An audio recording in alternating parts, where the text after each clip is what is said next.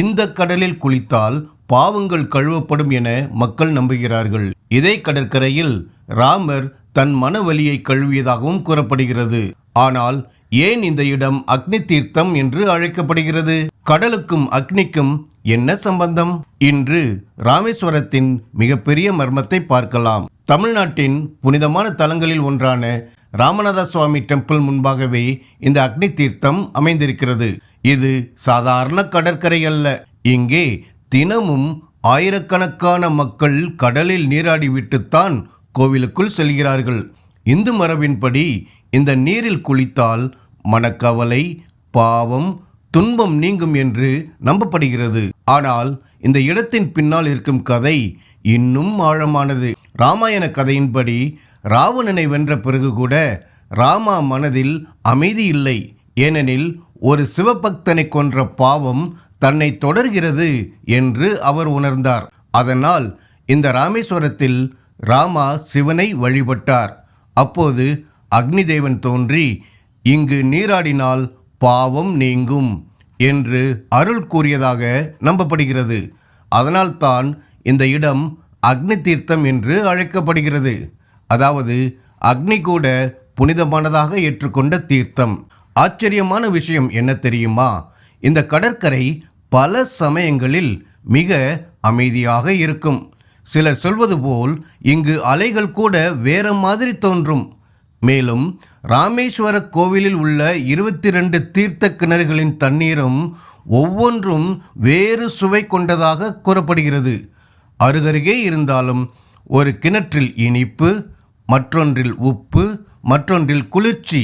இது எப்படி சாத்தியம் என்று பலரும் இன்னும் ஆச்சரியப்படுகிறார்கள்.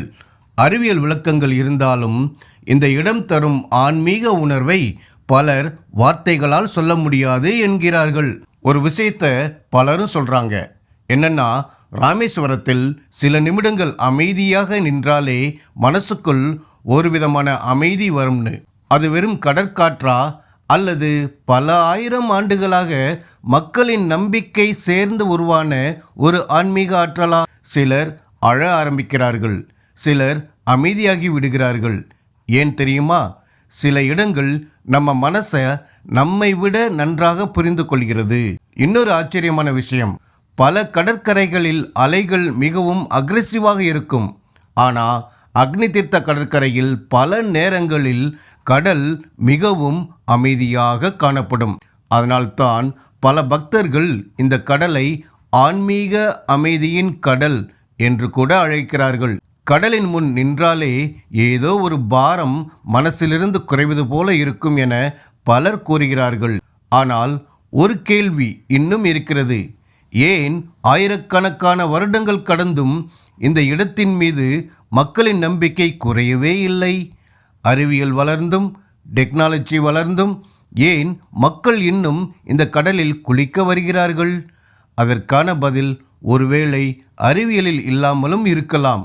அது மனித மனத்தின் ஆழத்தில் இருக்கலாம். ஒரு இடம் 1000 ஆண்டுகளாக மனிதர்களின் நம்பிக்கையை தாங்கிக் கொண்டிருக்கிறது என்றால் அதில் ஏதோ ஒரு சக்தி இருக்கலாம். அது உண்மையா, நம்பிக்கையா, ஆன்மீக ஆற்றலா? எதுவாக இருந்தாலும் ராமேஸ்வரம் அக்னி தீர்த்தம் இன்றும் கோடிக்கணக்கான மக்களின் மனதில் ஒரு மர்மமான அமைதியை உருவாக்கி கொண்டே இருக்கிறது. நீங்கள் இந்த இடத்திற்கு சென்றதுண்டா? உங்கள் அனுபவத்தை கமெண்ட்ல சொல்லுங்க.